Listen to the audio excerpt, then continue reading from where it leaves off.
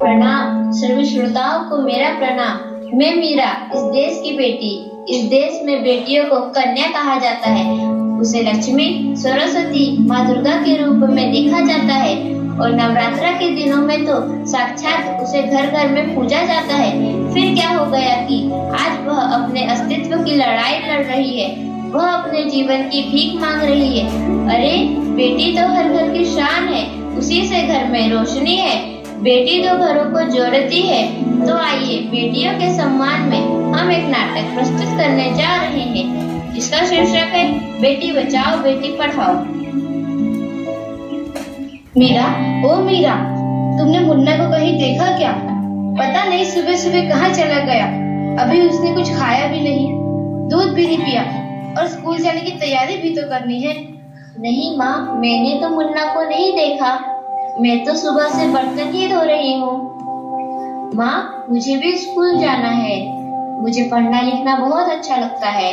मेरा भी दाखिला स्कूल में करा दो ना माँ। ए छोरी, बड़ी है स्कूल जाने वाली, घर के काम काज अच्छे से सीख ले। आगे चलकर यही तेरे काम आने वाले हैं। पढ़ लिख कर कौन सा तुझको कलेक्टर बनना है। जल्दी जल्दी बर्तन साफ कर। माँ जी, मीरा को भी स्कूल में दाखिला दिला दीजिए ना। उसे भी पढ़ना लिखना जरूरी है। तू चुप कर। पढ़ना लिखना ये तो केवल लड़कों का काम है। उन्हें आगे चलकर घर गृहस्थी की जिम्मेदारी जो संभालनी होती है।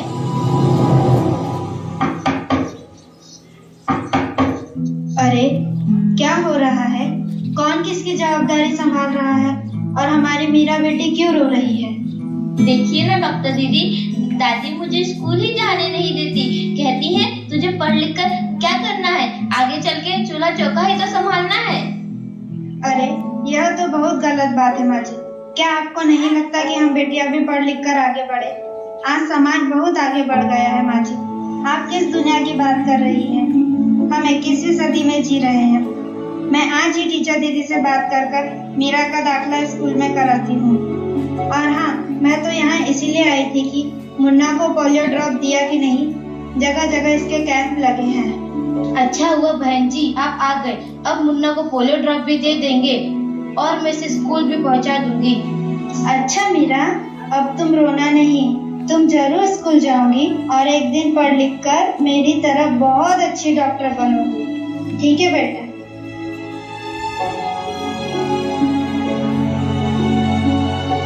बहू, जरा एक गिलास पानी तो लाना।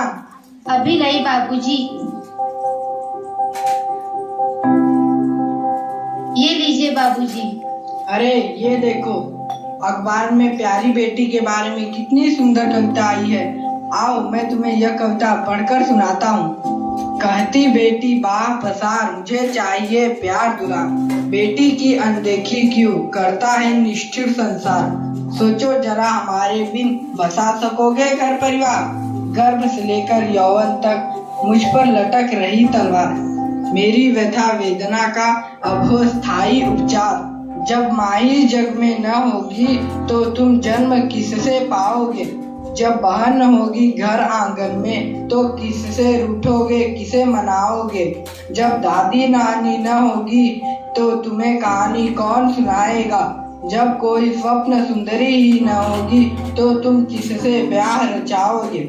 जब घर में बेटी ही न होगी तो तुम किस पर लाड लुटाओगे। जिस दुनिया में स्त्री ही न होगी उस दुनिया में कैसे रह पाओगे। जब तेरे घर में बहू ही न होगी तो कैसे वंश आगे बढ़ाओगे। नारी के बिन जग सुना है, तुम ये बात कब समझ पाओगे। हाँ तो भाग्यवान, कैसी लगी यह कविता, है ना मजेदार? काहे की मजेदार कविता मुझे नहीं आई पसंद। अरे कोई घर में है क्या? आइए आइए टीचर दीदी, हम आप ही का इंतजार कर रहे थे। हाँ, जरा मैं कुछ दिनों के लिए बाहर चले गई, इसलिए यहाँ नहीं आ पाई। डॉक्टर बहन जी कह रही थी आपने मीरा का अभी तक दाखिला नहीं कराया। ये तो बहुत होनहार छात्रा है, हमेशा अच्छे अंक लेकर उत्तीर्ण होती है। हाँ, मैं भी तो यही चाहती हूँ कि मीरा स्कूल जाए, खूब पढ़े, और मेरी यहाँ सुनता कौन है। हाँ हाँ, खूब पढ़ाओ लड़की को और बाहर भेजो। जब कुछ गलत सलत हो जाएगा ना तो मुंह छुपाने की भी जगह नहीं मिलेगी। अरे माँ जी, आप कहाँ की बात कहाँ लेकर बैठ गए। मीरा को 10वीं तक तो पढ़ाई पूरी कर लेने दीजिए, आगे की पढ़ाई के बारे में बाद में सोचेंगे। हाँ टीचर दीदी, हम मीरा को अवश्य स्कूल भेजेंगे।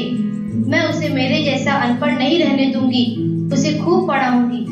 कल मीरा को तैयार रखना, मैं उसे लेने आऊंगी। क्यों दादाजी, सही कहा ना मैंने?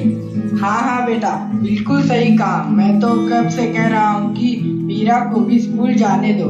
प्रणाम दादाजी। प्रणाम बेटा।